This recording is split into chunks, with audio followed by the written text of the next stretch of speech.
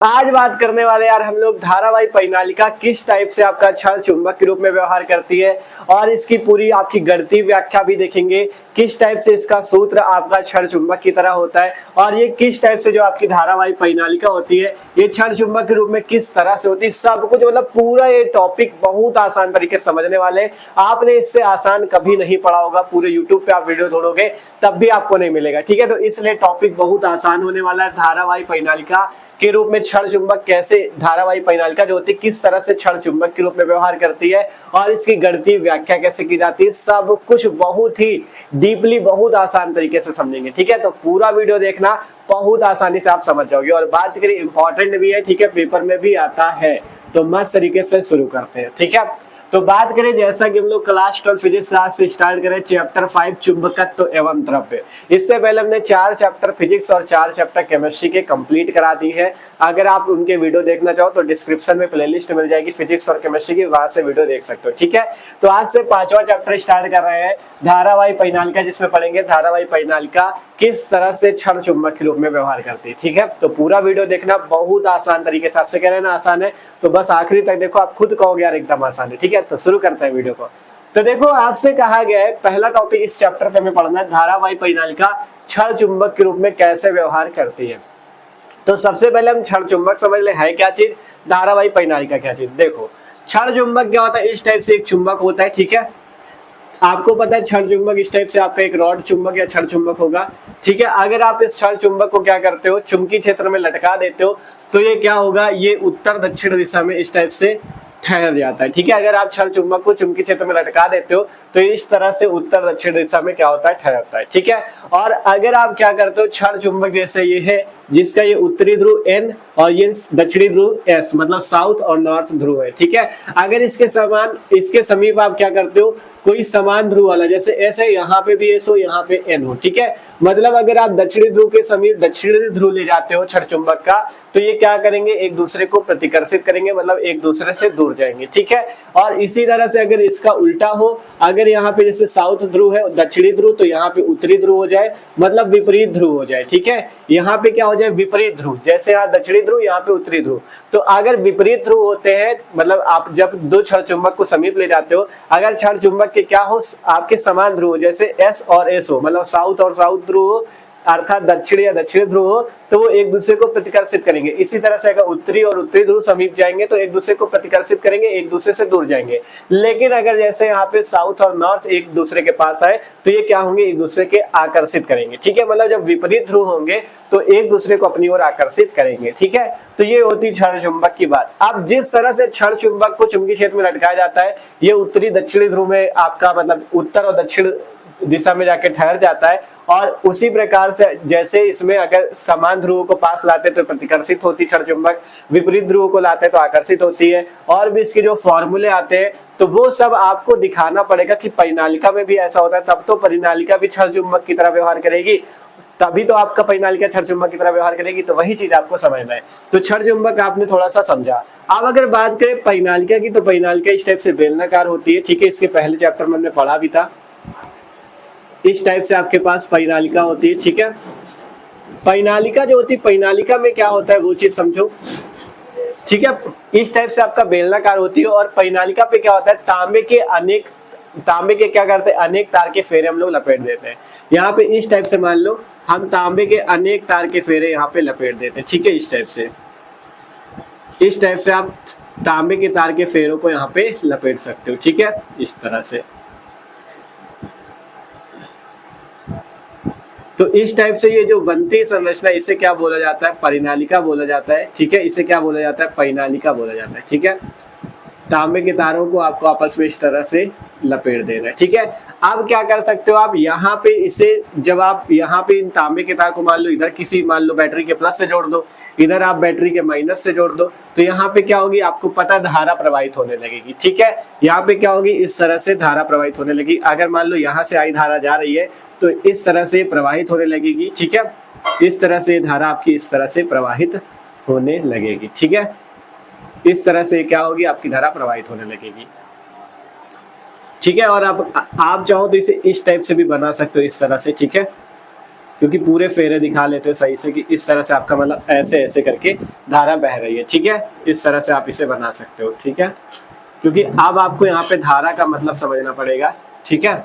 धारा समझनी पड़ेगी तभी आप समझ, ठीक है। मतलब हमने किया कुछ नहीं यहाँ पे, मतलब इधर से आपका तार गया है, ये इस तरह से इस परिनालिका, मान लो बेलनाकार परिनालिका, इसके ऊपर इस तरह से लपेटा गया है, ठीक है।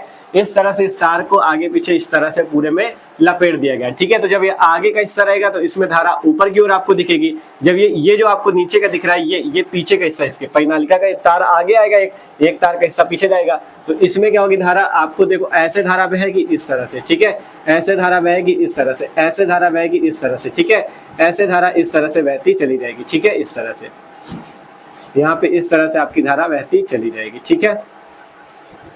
तो इस तरह से धारा जो होती है प्रवाहित होती है। यहाँ पे हमने कई सारे फेरे बना दिए, आपको अगर समझना हो तो यहाँ पे कम फेरे बना सकते हो। देखो बना देते तो और अच्छे समझ में आएगा, ठीक है। आप सीधा इस तरह समझ लो कि तार को ऐसे ऐसे हमने पूरा लपेट दिया, ठीक है। यहाँ से आई धारा मान लो प्रवाहित हो रही है, तो इधर ऐसे जाएगी, फिर इधर ऐसे ऐसे, ठीक है। मतलब पूरे में धारा ऐसे ऐसे प्रवाहित होती रहेगी, ठीक है। तो ये धारा मान लो प्रवाहित हो रही है, ठीक है। और एक चीज आपको पता होगा क्या, कि क्षण चुंबक जो होता है, हमने पढ़ाया था जब क्षण चुंबक के लिए आपका क्या चीज, जब चुंबकीय क्षेत्र की तीव्रता अच्छी स्थिति में और निरक्षीय स्थिति में, इसके पहले ही वीडियो बनाया था, उसमें आपको बता दिया था कि आपका क्या होती है, क्षण चुंबक की जो लंबाई होती है वो 2L होती है, ठीक है। क्षण चुंबक की लंबाई कितनी होती है, 2L होती है, इस टाइप से अल्पांश लंबाई। और यहाँ पे -m ध्रुव सामर्थ्य और यहाँ पे +m ध्रुव सामर्थ्य होती है। इतना चीज हमने समझाया था। वैसा ही सेम इसमें भी हो जाता है। जब देखो धारा प्रवाहित की गई, मान लो यहाँ से धारा प्रवाहित की गई, तो इस टाइप से पूरे तार में धारा प्रवाहित होने लगी। अब यहाँ पे परिनालिका की स्थिति में ये कहा जाता है, जैसे आपने क्षण चुंबक को चुंबकीय क्षेत्र में लटकाया, वैसे ही अगर आप क्या करो, अगर आप इस परिनालिका को चुंबकीय क्षेत्र पे लटका दो, तो ये क्या उत्तरी और दक्षिणी ध्रुव में आपका रुकेगी जाके। जैसे ये आपका उत्तरी और दक्षिणी ध्रुव में जाके ठहर जाती है, वैसे क्या ये ठहरेगी जाके, आपको क्या लगता है, ये भी ठहरती। कैसे, वो चीज अब समझो। देखो इसमें उत्तरी और दक्षिणी ध्रुव कैसे पहचानते हैं, देखो आपको यहाँ पे घड़ी की दिशा को समझना होगा, ठीक है। अगर धारा घड़ी की दिशा में चल रही, ठीक है, घड़ी की दिशा में अगर धारा आपकी प्रवाहित हो रही है, ठीक है, अगर घड़ी की दिशा में धारा प्रवाहित हो रही है तो उस ध्रुव को बोला जाएगा उत्तरी ध्रुव, ठीक है। और अगर धारा घड़ी की विपरीत दिशा में प्रवाहित हो रही है तो उस ध्रुव को क्या बोला जाएगा, ठीक है, उस ध्रुव को क्या बोला जाएगा, दक्षिणी ध्रुव बोला जाएगा, ठीक है। ये चीज आपको यहाँ पे समझना है, ठीक है। घड़ी पता है कि नहीं, घड़ी कैसे चलती है, ये मान लो घड़ी है, ठीक है, यहाँ पे 12, ठीक है, इस टाइप से मान लो सुई है, ठीक है। तो आप मान लो घड़ी जो होती है यहाँ पे 3 होता है, वो चीज न सोचो। अभी ये समझो कि घड़ी चलती कैसे, घड़ी की दिशा क्या होती है, सुई ऐसे ऐसे ऐसे ऐसे चलती है, ठीक है, ऐसे ऐसे। तो अगर घड़ी की दिशा में धारा चलेगी, अगर धारा घड़ी की दिशा में चलेगी तो वो ध्रुव आपका कौन सा होगा, ठीक है। अगर घड़ी की दिशा में चलेगी, ठीक है, अगर घड़ी की दिशा में चलती है तो दक्षिणी ध्रुव होता है, और अगर घड़ी की विपरीत दिशा चलती है तब उत्तरी ध्रुव होता है, ठीक है। तो ये आपको समझना है। जब घड़ी की दिशा में आपका अगर धारा चलती है तो उसे कौन सा ध्रुव बोलेंगे, दक्षिणी ध्रुव। जैसे यहाँ पे देखो, यहाँ पे धारा आपको इस तरह से जाती दिख रही है, ठीक है, इस तरह से देख सकते हो, ऐसे ऐसे करके, ऐसे ध्यान से देखना, ऐसे करके देखो, तार पे ऐसे तार गया है तो धारा क्या दिख रही है आपको, ऐसे करके ऐसे। मतलब आपको दिशा क्या दिख रही है, पहले ऐसे धारा गई, फिर ऐसे धारा गई, फिर ऐसे धारा गई। मतलब देखोगे तो सीधा सीधा ऐसे आपको दिखेगा। मतलब जब आप ये जो बेलन है, आप अगर इसको ऊपर से देखोगे, जैसे ये बेलन है आपका, आप ऐसे, अभी ऐसे बना हुआ है, अगर आप इसको ऐसे देखोगे तो आपको यहाँ पे ऐसे ऐसे धारा दिखेगी ना घड़ी की दिशा में। ये जो आपको तार दिख रहा है, जब आप सामने से देखोगे ना यहाँ पर से उठा के, तो आपको धारा, ये तार जो ऐसे ऐसे दिखेगा लपेटा हुआ। तो जहाँ पे धारा क्या होगी, घड़ी की दिशा में दिखेगी, वहां पे आपका दक्षिणी ध्रुव होगा। और जहां पे जैसे ये जो आपका, जैसे यहाँ पे देखोगे, जहां पे अगर जब आप ऐसे देखोगे, मतलब जहां पे धारा आपको इस टाइप से उल्टी उल्टी दिख रही है, ठीक है, जहां पे धारा आपको ऐसे उल्टा दिख रही है, वो आपका शेष कौन सा ध्रुव हो जाएगा, उत्तरी ध्रुव हो जाएगा, ठीक है। मतलब जहां पे धारा आपको क्या दिखेगी, घड़ी की दिशा में चलती हुई दिखेगी। जैसे आपका बेलनाकार परिनालिका है, अभी आप इसको ऐसे करके देख रहे हो, ठीक है, अभी आप इसको ऐसे देख रहे हो। जब आप इसको ऐसे न करके ऐसे देखोगे ना, तो आपको जब सामने से देखोगे तो आपको धारा पता चलेगी कैसे आपका घड़ी की दिशा में प्रवाहित हो रही है। तो जहां पे धारा जो कि घड़ी की दिशा में प्रवाहित होती है, वो ध्रुव दक्षिणी ध्रुव होता है। जहां पे घड़ी की विपरीत दिशा में प्रवाहित होती है, वो ध्रुव कौन सा ध्रुव होता है, उत्तरी ध्रुव होता है, ठीक है। अब जिस तरह से यहाँ पे 2L लंबाई होती है, वैसे ही यहाँ पे भी 2L लंबाई हो जाती है, ठीक है। तो ये चीज अभी हमने आपको क्या समझा है कि जैसे परिनालिका है, जैसे क्षण चुंबक था, अगर उसे चुंबकीय क्षेत्र में लटकाते हो तो उत्तरी दक्षिणी ध्रुव में जाके ठहरता है। वैसे ही अगर आप क्या करते हो, परिनालिका लेते हो, एक धारावाही परिनालिका लेते हो, उससे अगर आप चुंबकीय क्षेत्र में लटकाते हो, जब इसमें धारा प्रवाहित कराओगे बाहर से किसी बैटरी या सेल से, जैसे हमने बैटरी के प्लस और माइनस से जोड़ रखा है, तो जब इसमें धारा प्रवाहित होगी, जहां पे धारा घड़ी की दिशा में होगी, ठीक है, जिस जगह आपको जैसे यहाँ पे दिख रहा है सीधा इस टाइप से क्लॉकवाइज अगर धारा दिख रही है, ऐसे ऐसे पूरा तार लपेटा हुआ है, तो जहां पे यहाँ से देखने पे जब ऐसे आगे देखोगे तो आपको तार ऐसे ऐसे दिखेगा, मतलब घड़ी की दिशा में अगर धारा आपको दिख रही बहते हुए, तो आपको उस ध्रुव को तुरंत बता देना दक्षिणी ध्रुव है ये परिनालिका का, और जहां पे विपरीत दिशा दिख रही, मतलब एक पहचान जाओगे दक्षिणी तो दूसरा वाला तो वैसे भी उत्तरी होगा, ठीक है, दूसरा वाला तो वैसे भी उत्तरी होगा। उसी तरह से अगर एक जगह पहचान जाओगे उत्तरी ध्रुव है तो दूसरा तो दक्षिणी ही होगा। तो ये चीज आपको समझना है। तो जिस तरह से आपका क्षण चुंबक में क्या था, अगर क्षण चुंबक के समीप आप समान ध्रुव वाला कोई क्षण चुंबक लाते हो, जैसे आप एक क्षण चुंबक यहाँ पे हमने बना रखा है, दूसरा क्षण चुंबक है, अगर आप दो क्षण चुंबक को पास पास लाते हो, अगर उनके समान ध्रुव है, जैसे दक्षिणी ध्रुव पास आ जाते हैं तो एक दूसरे को प्रतिकर्षित, उत्तरी ध्रुव पास आ जाते हैं तो प्रतिकर्षित, लेकिन अगर विपरीत ध्रुव आते हैं तो आकर्षित करते हैं। वैसा सेम परिनालिका में होता है। अगर आप परिनालिका में क्या करते हो, दो परिनालिका को आपस में क्या करते हो, पास पास लाते हो, अगर उनके समान ध्रुव है तो प्रतिकर्षित करेंगे, विपरीत ध्रुव है तो आकर्षित करेंगे, ठीक है। तो इसी तरह से क्षण चुंबक होती परिनालिका के रूप में व्यवहार भी करती है, ठीक है। तो अभी देखो आपको जो बातें हम समझाए हैं, एक बार हम इसकी आपको थ्योरी बता देते हैं कैसे लिखा जाता है। अगर पेपर में आता भी है तो उसको लिख भी सकते हो, या आप केवल क्या करो, उसे समझने के लिए कॉपी में लिख लेना, जिससे आपको इसे समझने में आसानी रहेगी, ठीक है। क्योंकि अभी चित्र तो समझा दिया अच्छे से, लेकिन अभी आपको कम समझ में होगा, लेकिन अगर थोड़ा सा आप क्या करो, इसकी थ्योरी भी अच्छे से पढ़ लो तो आपको और अच्छे समझ में आएगा, ठीक है। तो एक बार हम यहाँ पे साइड पे लिख देते हैं पूरा, फिर आपको और बेहतरीन तरीके से समझाते हैं, ठीक है। तो देखो लिखते हैं, ठीक है। तो देख सकते हो सारी बातें हमने यहाँ पे लिख दी है, कुछ भी बात रटने वाली नहीं है, जितनी बातें हमने आपको समझाई वही सब चीज हमने यहाँ पे लिखा है। एक बार पढ़ लेते हैं, अच्छे समझते हैं, ठीक है। हमने लिखा है यदि किसी धारावाही परिनालिका को स्वतंत्र रूप से लटकाए तो वह सदैव उत्तर दक्षिण दिशा में ठहरती। जैसे क्षण चुंबक या दंड चुंबक, क्षण चुंबक को दंड चुंबक भी बोलते हैं, जैसे क्षण चुंबक या दंड चुंबक को अगर आप चुंबकीय क्षेत्र में लटकाते हो तो वो उत्तर दक्षिण दिशा में ठहरती। उसी प्रकार से यदि किसी धारावाही परिनालिका को स्वतंत्र रूप से लटकाए तो वह क्या करती है, सदैव उत्तर दक्षिण दिशा में ठहरती है। इसी प्रकार जब दो धारावाही परिनालिकाओं को एक दूसरे के निकट लाया जाता है तो परस्पर आकर्षित अथवा प्रतिकर्षित करती है। मतलब इसी प्रकार से जब दो धारावाही परिनालिका को आपस में एक दूसरे के समीप लाओगे, एक दूसरे के पास लाओगे, तो आपको बताया अगर समान प्रकार के ध्रुव आपके आसपास आते, मतलब जैसे उत्तरी ध्रुव पास पास आते तो प्रतिकर्षण होगा, दक्षिणी ध्रुव और दक्षिणी ध्रुव पास पास आते तो प्रतिकर्षण होगा। लेकिन अगर विपरीत ध्रुव हो, जैसे एक उत्तरी ध्रुव एक का दक्षिणी ध्रुव पास पास आएंगे तो आकर्षण होगा। इसीलिए कहा गया इस प्रकार जब दो धारावाही परिनालिकाओं को एक दूसरे के निकट लाया जाता है तो परस्पर आकर्षित अथवा प्रतिकर्षित करती है। इससे स्पष्ट है कि धारावाही परिनालिका का व्यवहार एक क्षण चुंबक या दंड चुंबक की तरह होता है, ठीक है। इससे स्पष्ट हो जाता है कि धारावाही परिनालिका का व्यवहार एक क्षण चुंबक या दंड चुंबक की तरह होता है, और इसके सिरे भी उत्तरी एवं दक्षिणी ध्रुव होते हैं। इसके सिरे भी क्षण चुंबक या दंड चुंबक की तरह उत्तरी एवं दक्षिणी ध्रुव होते हैं। परिनालिका के सिरों की ध्रुवता परिनालिका में धारा की दिशा पर निर्भर करती है तथा घड़ी के नियम से दी जाती है, ठीक है। कहने का मतलब ये है कि परिनालिका के सिरों की ध्रुवता का क्या मतलब है, जो उत्तरी ध्रुव और दक्षिणी ध्रुव आते हैं, तो परिनालिका के सिरों की ध्रुवता परिनालिका में धारा की दिशा पर निर्भर करती है कि परिनालिका में धारा किस तरह से प्रवाहित हो रही है, ठीक है। और यह घड़ी के नियम से दी जाती है कि मतलब घड़ी सीधा, अगर घड़ी की दिशा में आपकी धारा बह रही है तो कौन सा ध्रुव होगा, अगर आपका घड़ी की विपरीत दिशा में धारा बह रही है तो कौन सा ध्रुव होगा। ये हमने नीचे लिख भी दिया है। परिनालिका के किसी सिरे को सामने से देखने पर, मतलब जैसे हमने बताया ना, परिनालिका ये आपको इसे ऐसे नहीं देखना, आपको इसे ऐसे देखना है। अगर परिनालिका के किसी सिरे को सामने से देखते हो, ठीक है, अगर परिनालिका के किसी सिरे को सामने से देखने पर धारा जो हो आपको घड़ी के चलने की दिशा में दिखे, मतलब जब परिनालिका के सिरे को आप क्या करते हो, सामने देखते हो, अगर धारा घड़ी के चलने की दिशा में दिखे, घड़ी इस टाइप से चलती है, ठीक है, तो घड़ी के चलने की दिशा में दिखे तो आपको दक्षिणी ध्रुव होगा। अगर धारा घड़ी के चलने की विपरीत दिशा में हो तो उत्तरी ध्रुव होगा। हमने मस्त तरीके से पूरा लिख दिया है, कुछ भी रटने वाली बात नहीं, जितनी चीज समझाई थी उतनी चीज हमने लिख दिया, ठीक है।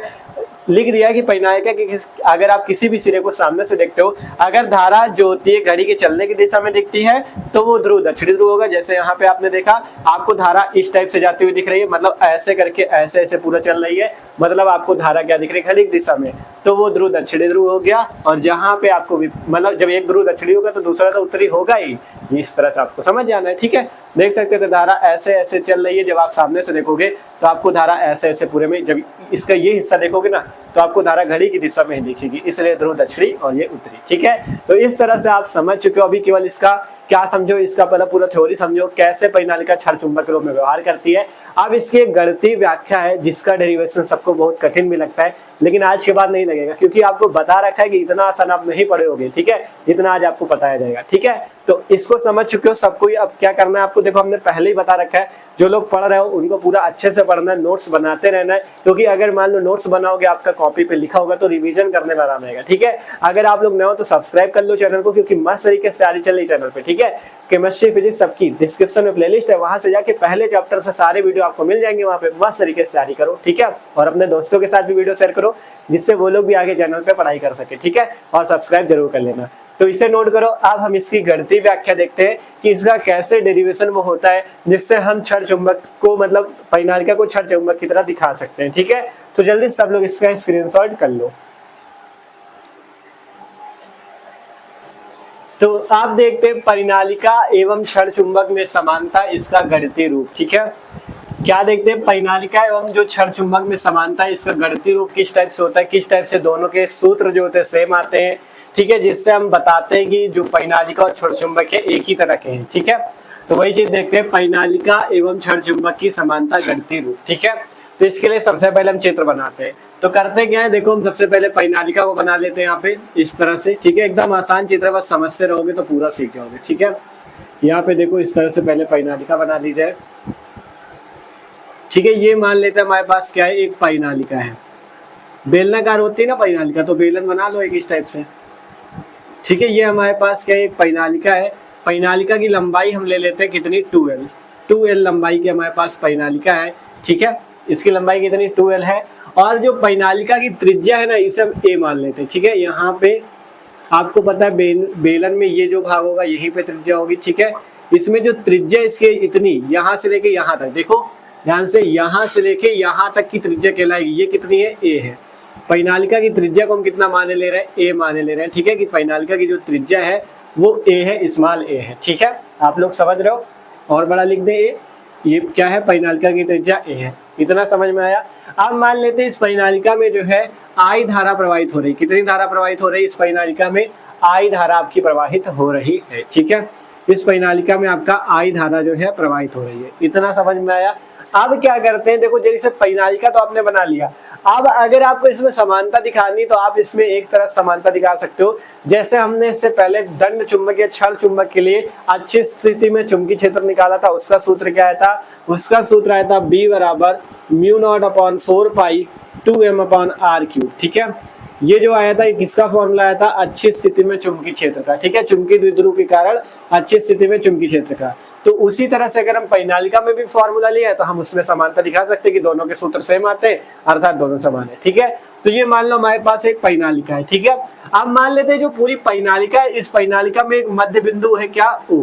परिनालिका में एक बीच वाला बिंदु मान लेते हैं, मध्य बिंदु क्या है, O है। जैसे अच्छी स्थिति का डेरिवेशन होता है, एक द्विध्रुव है, चाहे अच्छी में आप चाहे विद्युत वाले में देखो या चुंबकीय वाले में देखो, एक आपके पास क्या द्विध्रुव है, द्विध्रुव के मध्य बिंदु O से R दूरी पे एक बिंदु P लेते हैं जिसपे चुंबकीय क्षेत्र निकालते हैं। उसी तरह से परिनालिका का एक मध्य बिंदु मान लो O है, इस O से क्या है भैया, R दूरी पे, O से R दूरी पे यहाँ पे कोई बिंदु हमारे पास है P। O से R दूरी पे एक बिंदु हमारे पास है P, जिसपे हमें चुंबकीय क्षेत्र B का मान निकालना है। ठीक है, O से R दूरी पे एक हमारे पास बिंदु P है, जिसपे हमें क्या निकालना है, चुंबकीय क्षेत्र का मान निकालना है। अब जब देखो आपको पता है पूरी लंबाई परिनालिका की 2L है, तो इतनी और इतनी आधी आधी लंबाई है, कितनी हो जाएगी, ये लंबाई भी L हो जाएगी। ये लंबाई यहाँ से लेके इस O बिंदु तक की L है, और यहाँ से लेके इस बिंदु तक की भी L है। क्यों, क्योंकि पूरी जब 2L है तो आधी आधी कितनी हो जाएगी, L और L हो जाएगी। और यहाँ से ये जो O से P तक की मानी हमने, ये कितनी है, O से P तक की जो है, O से P तक की दूरी R है। ठीक है, O से R दूरी पे एक बिंदु P है, जिसपे हमें चुंबकीय क्षेत्र निकालना है। ठीक है, इतनी बात सबको समझ में आई, कोई दिक्कत नहीं किसी को। अब देखो मान लेते हैं जो परिनालिका है, जब परिनालिका के कारण हमें चुंबकीय क्षेत्र निकालना है, उसके लिए मान लेते हैं परिनालिका का क्या है, एक छोटा सा अवयव या छोटा सा भाग है। ठीक है, जैसे अभी तक छोटा भाग लेते थे, छोटा सा अल्पांश भाग लेते थे, उसी तरह से मान लेते यहाँ पे परिनालिका का एक छोटा सा भाग है। ठीक है, O से X दूरी पे मान सकते हो, O से X दूरी पे क्या है, परिनालिका का एक छोटा सा इस टाइप से एक अवयव है। ठीक है, जो कि एक धारावाही लूप की तरह है इस तरह से, ठीक है। ये क्या है, परिनालिका का एक छोटा सा अवयव है जो कि एक धारावाही लूप की तरह आपका है, ठीक है, इस तरह से, ठीक है। ये परिनालिका का क्या है, एक छोटा सा अवयव हम लोग मान लेते हैं, ठीक है, क्योंकि पूरी परिनालिका का चुंबकीय क्षेत्र निकालने से पहले हम एक छोटे से अवयव का चुंबकीय क्षेत्र निकालेंगे। जब छोटे से अवयव के कारण निकल आएगा तो परिनालिका का चुंबकीय क्षेत्र निकल आएगा। और मान लेते हैं छोटा सा अवयव क्या है, dx मान लेते हैं इसे, ठीक है, x दूरी पे है ओ से, इसलिए इसे dx मान लेते हैं। जैसे बायो-सेवर्ट वाले नियम पे देखा था, मान लो धारावाही चालक L लंबाई का है तो उसका छोटा सा अवयव dl माना था, वैसे ही यहाँ पे अगर O से x दूरी पे ये छोटा सा अवयव है तो इसे dx मान लो, ठीक है। तो सबसे पहले हम करेंगे क्या, इस dx दूरी पर चुंबकीय क्षेत्र निकाल लेंगे, एक छोटे से, मतलब ये जो छोटा सा अवयव dx है इस पे चुंबकीय क्षेत्र निकालेंगे, फिर पूरी परिनालिका के कारण चुंबकीय क्षेत्र निकाल लेंगे, फिर आपका फॉर्मूला आ जाएगा, ठीक है। तो इस टाइप से आपका चित्र बनता है, चित्र में और कुछ नहीं, आसानी से बन जाएगा। अब इसके बाद जो चित्र बना है उसकी बातें यहाँ पे आपको लिख लेनी, ठीक है, उसकी बातें आपको यहाँ पे लिख लेनी। और एक चीज और समझ लेना, ये जो आपका परिनालिका है इसमें मान लेना इस परिनालिका में एक प्रति एकांक आयतन में, ठीक है, प्रति एकांक आयतन में जो फेरों की संख्या है वो कितनी है, n है, ठीक है। परिनालिका के प्रति एकांक आयतन में जब आयतन एकांक हो, मतलब आयतन 1 हो, तब फेरों की संख्या जो है n मान लेना है, ठीक है। तो यहाँ से हमने लिखा हुआ है माना 2l लंबाई, ठीक है, तथा a त्रिज्या वाली एक परिनालिका है, माना 2l लंबाई तथा a त्रिज्या वाली एक परिनालिका है, ठीक है। कहा गया जिसमें I धारा प्रवाहित हो रही है, जिसमें हमने बताया I धारा प्रवाहित हो रही है, ठीक है। अब कहा गया तथा प्रति एकांक लंबाई, ठीक है, सॉरी, प्रति एकांक लंबाई, मतलब ये जो इसकी पूरी लंबाई है 2l, इस पूरी लंबाई तो 2l है, लेकिन प्रति एकांक मतलब जब लंबाई 1 हो तब प्रति एकांक लंबाई में हम क्या मान लेते हैं, स्मॉल n फेरे हैं। माना परिनालिका के केंद्र O से R दूरी पर एक बिंदु P है, माना परिनालिका के केंद्र, ठीक है, परिनालिका का जो बीच वाला बिंदु केंद्र उस O से R दूरी पे, देख सकते हो R दूरी पे एक बिंदु P है, ठीक है, O से R दूरी पे एक बिंदु P है, तथा केंद्र से x दूरी पर dx लंबाई का परिनालिका का एक छोटा अवयव है, तथा O से x दूरी पे, देख लो, O से x दूरी पर परिनालिका का एक छोटा सा अवयव dx हमने लिया है, ठीक है। अब कहा गया यह अवयव वृत्ताकार धारा लूप है, यह अवयव जो है एक प्रकार का इस टाइप से वृत्ताकार धारावाही लूप की तरह होता है, ये अवयव एक तरह से वृत्ताकार धारावाही लूप की तरह होता है, क्योंकि देखो जब पूरी परिनालिका इस टाइप से बनी हुई है, इसका ये आगे के बाद जब इसका एक छोटा सा अवयव लोगे वो भी ऐसा ही आएगा, ठीक है, धारावाही लूप की तरह। तो वृत्ताकार धारावाही लूप है, और यहाँ पे जब ये dx है और ये x दूरी पे, तो एक चीज यहाँ समझना, जब परिनालिका की लंबाई 1 हो, जब परिनालिका की लंबाई 1 हो तब उसमें कितने फेरे हैं, स्मॉल n, मतलब 1 का मतलब एकांक।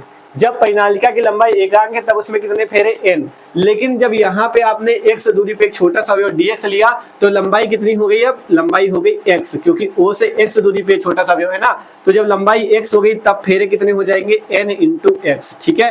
तो वो चीज हमने यहाँ से लिखा है कि यह अवयव वृत्ताकार धारावाही लूप है जिसमें n इंटू dx फेरे हैं, ठीक है। n इंटू dx क्यों हुआ, यहाँ पे dx छोटा सा अवयव है ना, तो n इंटू dx हो जाएगा, ठीक है। x लंबाई पे है लेकिन छोटा सा अवयव क्या है, dx, तो यहाँ पे आपको जो फेरे हो जाएंगे वो कितने हो जाएंगे, n dx फेरे हो जाएंगे। तो ये चीज समझना, मतलब प्रति एकांक लंबाई में आपके n है फेरों की संख्या, तो जब dx लंबाई हो जाएगी, मतलब x दूरी पे dx जो छोटा सा अवयव है dx लंबाई हो जाएगी, तब फेरों की संख्या कितनी हो जाएगी, तब फेरों की संख्या हो जाएगी n इंटू dx, ठीक है। इतनी बातें आपको लिख लेनी, कोई बड़ी बात नहीं लिखी गई है, जो चित्र बना था वही बातें आपने लिख ली गई आसानी से। अब इसके आगे डेरिवेशन होगा, ठीक है, अब इसके आगे डेरिवेशन होगा। हम क्या करते हैं, ये जो छोटा सा अवयव है, इस छोटे से अवयव के कारण हम बिंदु P पे पहले चुंबकीय क्षेत्र निकालते हैं, मतलब जब छोटे से अवयव के कारण निकाल लेंगे उसके बाद हम उसका समाकलन करके पूरी परिनालिका के लिए निकालेंगे, ठीक है। तो सबसे पहले लिखते हैं छोटे से अवयव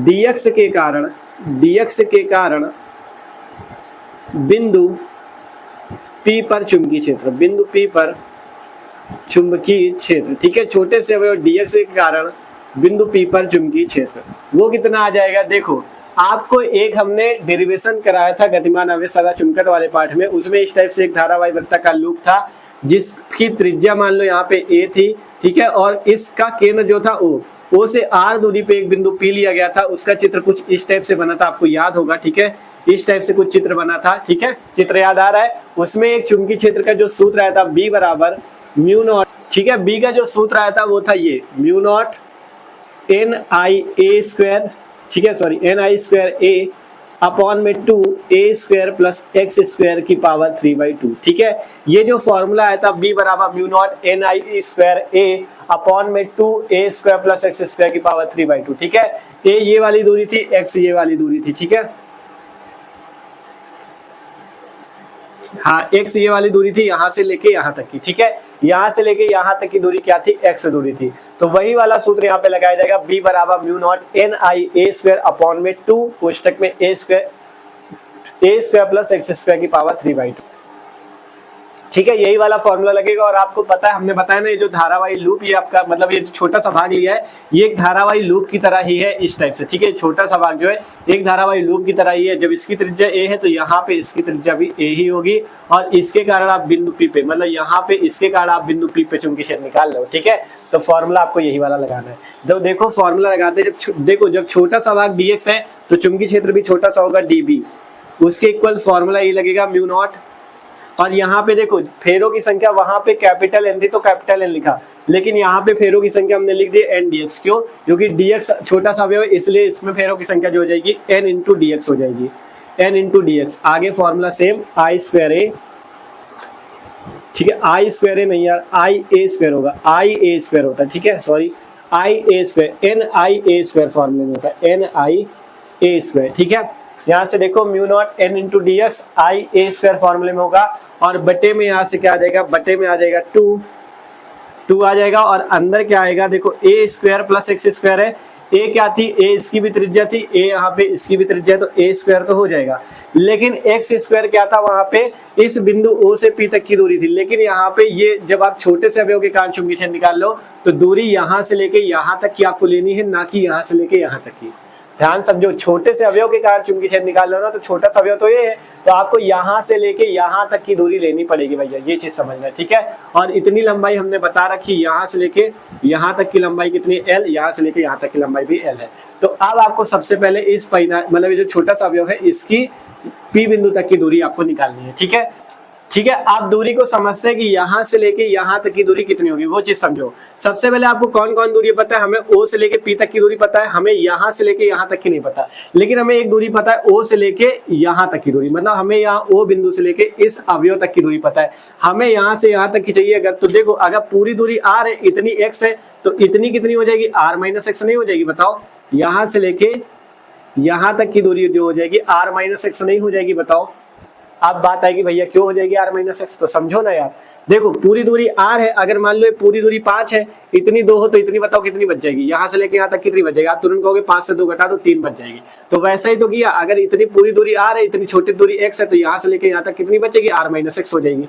तो वही चीज है, तो यहाँ पे जो आपका a² तो हो जाएगी त्रिज्या की जगह। ठीक है, a² तो त्रिज्या की जगह, प्लस जो x² है उस x² की जगह आपको क्या करना है, इस छोटे से अवयव से इस बिंदु P तक की दूरी रखनी कितनी, r माइनस एक्स का स्क्वायर। ये चीज आपको हम समझाना चाह रहे हैं, तो ये चीज आप लोग समझो। ठीक है, r माइनस एक्स का स्क्वायर, कोई दिक्कत नहीं किसी को, सिंपल देख लो। a त्रिज्या थी, दूरी कौन सी रखी गई, इस छोटे से अवयव से P बिंदु तक की दूरी r माइनस एक्स, तो r माइनस एक्स का स्क्वायर। अब कोई दिक्कत नहीं होगी किसी को, आगे आसान है। ठीक है, तो इसको इरेज करते हैं। मेन चित्र समझना था, हम समझाना चाहते थे, तो धारावाही लूप आया था उसी के कारण यहाँ पे चुंबकीय क्षेत्र लग रहा है। dB बराबर mu not n into dx ia² बट्टे में 2a² प्लस x² था, लेकिन x² की जगह दूरी r माइनस एक्स का स्क्वायर है, तो r माइनस एक्स का स्क्वायर, और जो n फेरे थे यहाँ पे हमारे पास n इंटू dx फेरे। ठीक है, तो ये आपका क्या निकला, इस छोटे से अवयव के कारण बिंदु P पे चुंबकीय क्षेत्र निकला। इसे आपको क्या करना है, इसे मान लेना है समीकरण नंबर 1। ठीक है, इसे क्या मान लेना है, समीकरण नंबर 1। ये क्या है, छोटे से अवयव के कारण। आप निकालते हैं संपूर्ण परिनालिका के कारण चुंबकीय क्षेत्र, लिखते हैं संपूर्ण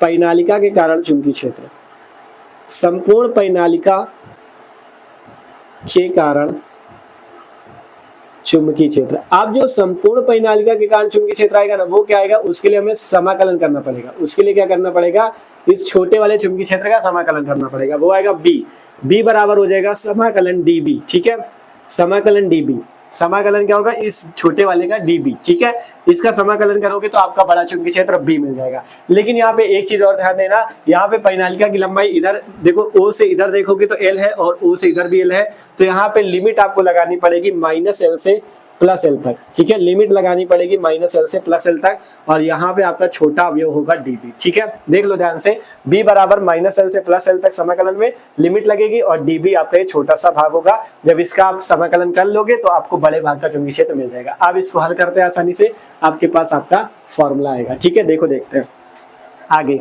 बी बराबर माइनस एल से प्लस एल, यहाँ पे ये वाली वैल्यू पूरी नोट कर दो, म्यू नॉट, ठीक है। आगे क्या है, N into D X I A square बटे में 2, यहाँ पे कितना है, यहाँ पे A square plus R minus X का square, A square plus R minus X का स्क्वायर, ये और पावर 3/2, ठीक है। इतनी वैल्यू देखो, सब कुछ नोट कर दिया। Mu not N into D X I A square बटे में 2 A square plus R minus X का स्क्वायर, 3/2 भी तो था पावर में ना, तो 3/2 क्यों बोल रहे हो यार।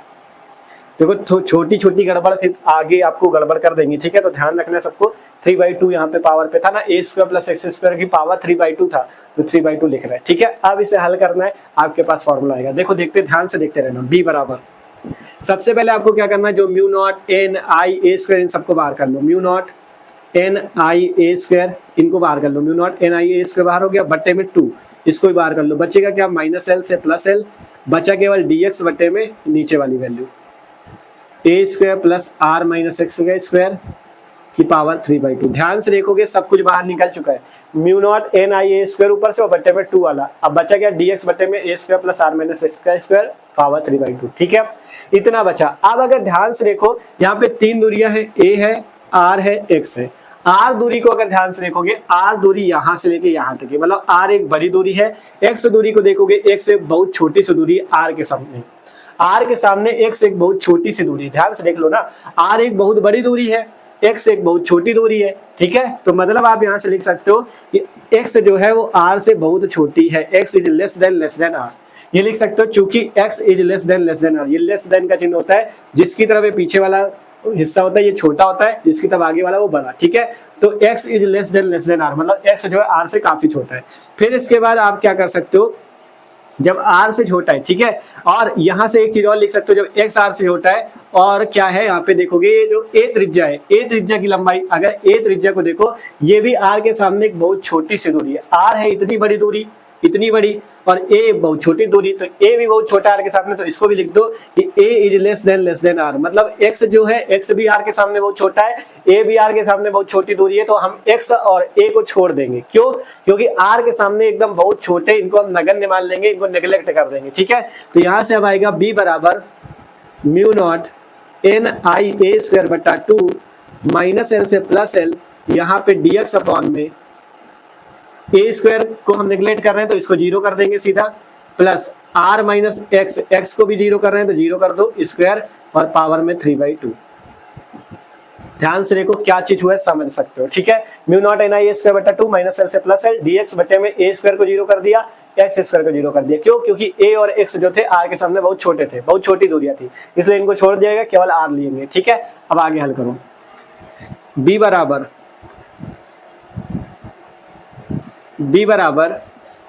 Mu not N I A square बटा 2, ठीक है। Mu not N I A square बटा 2, यहाँ से माइनस एल से प्लस एल, आगे है डी एक्स बटे में, हल करोगे अगर देखो 0 से काम हट गया, यहाँ भी 0 को छोड़ो, केवल बचा क्या, आर का स्क्वायर, यहाँ से बचेगा आर का स्क्वायर और पावर में 3/2, इतना ही बचेगा। ध्यान से देख लो, यहाँ से देखोगे डी एक्स ये 0 हट गया, ये 0 भी हट गया, बचा क्या, केवल आर, और स्क्वायर लगा तो आर का स्क्वायर, और बाहर पावर कितनी है 3/2, इतना बचेगा। आर का स्क्वायर और बाहर भी 3/2 पावर है, तो उसको लिख लो, ठीक है। आर का स्क्वायर करोगे, आर का स्क्वायर 3/2 पावर ये, ठीक है। अब अगर पावर देखो तो यहाँ पे आपको क्या दिख रहा है, 2 है और बाहर क्या है 3/2, तो गुणे में है ना दोनों पावर, क्योंकि यहाँ पे आपको दिख रहा है बाहर 2 है और उसके बाहर क्या है 3/2, मतलब दोनों पावर गुणे में है। तो यहाँ देखोगे 2 से 2 आपका कैंसिल हो जाएगा, बचेगी केवल पावर 3। देख लो 2 है और 3/2, तो 2 से 2 कैंसिल, देख सकते हो, एक 2 ऊपर एक 2 नीचे कैंसिल हो गया, बचेगा केवल 3, मतलब यहाँ से 2 से 2 कैंसिल हो जाएगा, बचेगा क्या, केवल 3। तो यहाँ से लिखते हैं बी बराबर mu not N I A square बटा 2 माइनस एल से प्लस एल, डी एक्स बटे में, यहाँ से जब पावर यहाँ से 2 कट गया, बचा केवल क्या 3, तो आर क्यूब। आगे हल करो, बी बराबर mu not N I A square बटा 2, अब ये जो आर क्यूब है इसे बाहर ले लो इस 2 के साथ, तो 2r क्यूब, यहाँ बचेगा केवल माइनस एल से प्लस एल dx, ठीक है, इतनी चीज बच जाएगी। तो इस टाइप से इतने तक आया, अब कुछ नहीं बचा, छोटा सा बस dx का समाकलन कर दो, हो गया, ठीक है। तो अब आप लोग क्या करोगे, देखो इतने तक कोई दिक्कत नहीं थी, थोड़ा सा बस आपको कैलकुलेशन समझना है, ठीक है। आपको बड़ा लग रहा है लेकिन है नहीं बड़ा, जब समझोगे तो आसान है, ठीक है। इतने तक आसानी से आ जाओगे। अब इसके आगे कम करके दिखाएंगे आपको, तो एक बार सब लोग इसका स्क्रीनशॉट कर लो, इधर वाला इरेज करके आगे की जो चीजें हैं हम आपको यहाँ पे करा देते हैं, ठीक है। तो जल्दी सब लोग इसका स्क्रीनशॉट कर लो, ठीक है। अब सिंपल इसके आगे का हम लोग देखते हैं यहाँ से, ठीक है। देखो हल करते हैं। हमारे पास वैल्यू आई b बराबर mu not N I A square बट्टा 2r क्यूब, यहाँ पे माइनस एल से प्लस एल, और क्या लिखा हुआ है dx। अब इसका आपको हल करना है, ठीक है। Mu not N I A square बट्टा 2r क्यूब माइनस एल से प्लस एल, लिमिट है dx, ठीक है।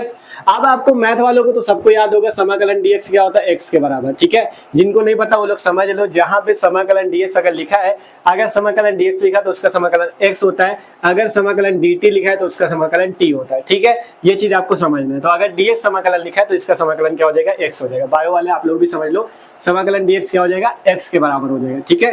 तो b बराबर mu not N I A square बटे में 2r क्यूब। अब यहाँ से समाकलन dx का क्या होता है, x होता है, तो x लिखना है आपको इस टाइप से कोष्टक में। क्यों कोष्टक में लिखना है, क्योंकि लिमिट भी लगी माइनस एल से प्लस एल तक, ठीक है। माइनस एल से प्लस एल तक, तो लिमिट लगाएंगे माइनस एल से प्लस एल तक, ठीक है। माइनस एल से प्लस एल तक, कोई दिक्कत नहीं है।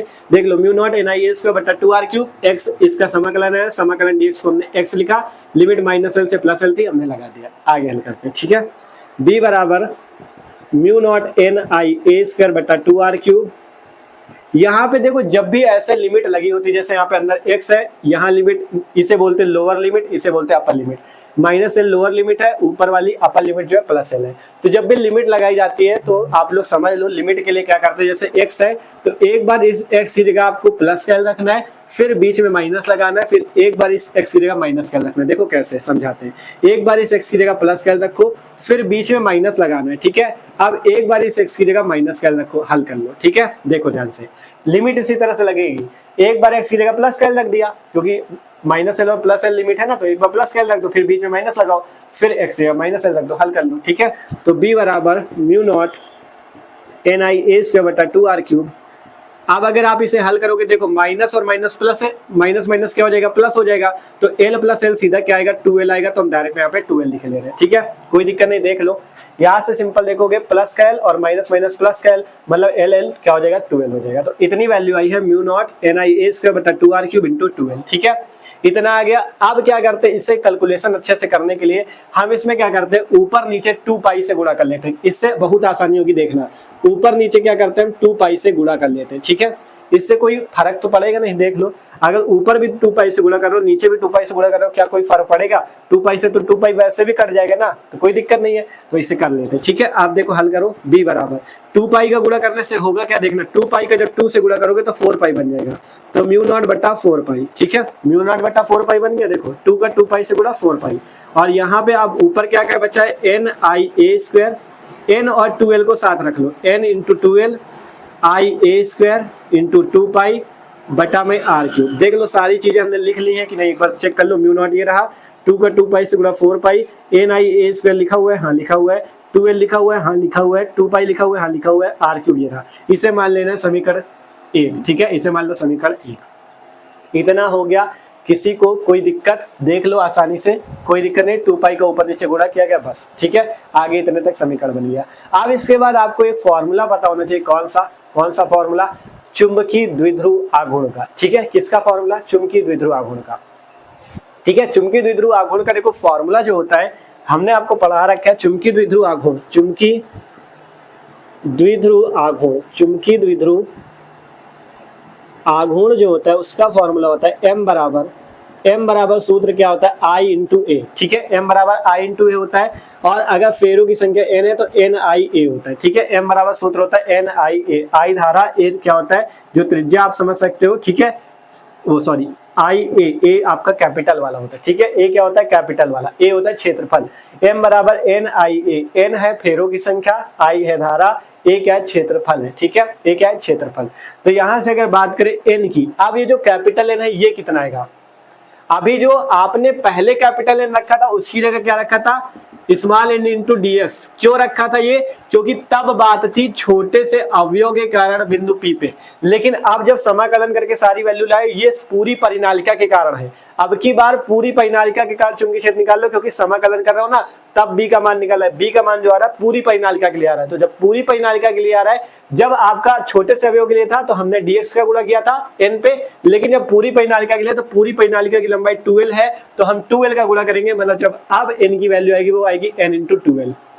बताओ समझ में आया क्या कहा हमने, जब अभी n बराबर n इंटू डीएक्स लगाया था तब इसलिए लगाया था, तब हम छोटे से अवयव के कारण बिंदु पी पे निकाल लेते हैं। आप पूरी परिनालिका के कारण निकाल लो तो इसलिए पूरी परिनालिका की लंबाई का गुणा होगा 2l का। ठीक है, तो यहाँ पे ये चीज समझ लेना आपको, पूरी परिनालिका की लंबाई का गुणा होगा। तो यहाँ से हम लिखेंगे चूंकि n बराबर n इंटू 2l रखेंगे और a क्षेत्रफल का सूत्र यहाँ पे रखा जाएगा। ए क्षेत्रफल का सूत्र होता है पाई आर स्क्वायर, सबको फॉर्मूला याद होना चाहिए। आर स्क्वायर जब त्रिज्या होती है तो आर स्क्वायर रखते हैं, लेकिन यहाँ पे त्रिज्या हमारे पास ए है तो हम ए स्क्वायर रख देंगे। ठीक है, पाई ए स्क्वायर।